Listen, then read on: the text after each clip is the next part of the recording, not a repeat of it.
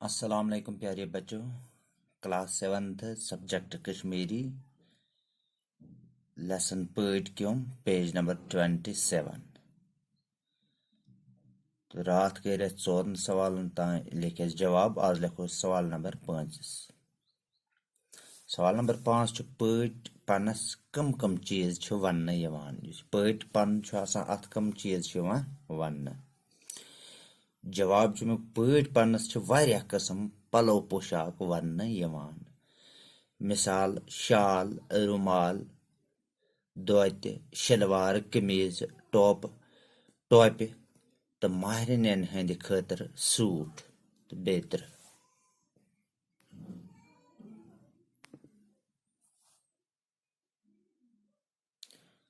त्रेम Yemen जमलन सनो पढ़ क्योम मज लाल त्रावान सह तुलफन खेवान सह गोच मज मरान सह गुतुल खेव करान। तो गोडनिकिस जुमलस मज पढ़ क्योम नावत यानी युस गोडनेथ पढ़ क्योम मज लाल त्रावान यम जाय पढ़ क्योम नावत। बाकी जुमलन मज नावत बदल सो इस्तेमाल आमुत करना यानी यम जाय सह तुलफन खेवान यानी सोक मतलब गो पढ़ क्योम सिंद बदल गोमुत सो इस्तेमाल अत वनान युस यह सो यम जाय गोमुत इस्तेमाल अत वनान मतलब यह गोमुत नावत बदल इस्तेमाल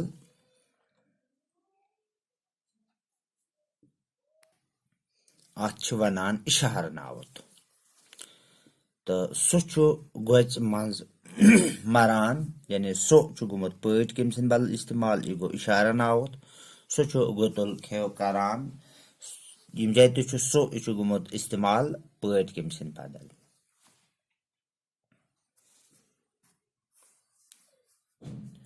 अत इशारा नावत वनान। इशार नावत गो सह लफज युस नावत बदल वर्तावन यी।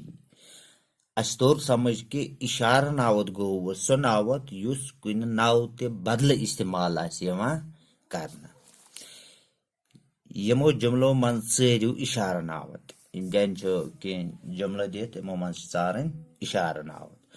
अशरफ छुन आज स्कूल आमुत अशरफ गो तेल नावत छुन आज स्कूल आमुत सो मातामाल गोमुत सो मातामाल गोमुत सो कुस यानी अशरफ सिंह जाय गोमुत सो इस्तेमाल गो सो गो तेले इशारा नावत।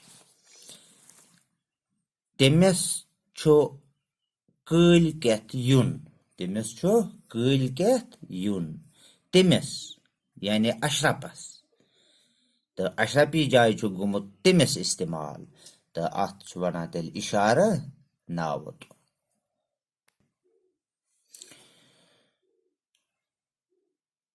तो चोरम खाली जायन बरु दिन आमतो लफ्जों मज मुनासिब लफज खाली जाय बरु सही अत बन लफज दित तमो मन चो लफज सही लफज कुस लगे सह खाली जाय मज बन। तुलफन डैश डैश खुराक दांद सुंद पढ़ क्योम सुंद इंसान सुंद अत लग पढ़ क्योम सुंद टिक थोमुत।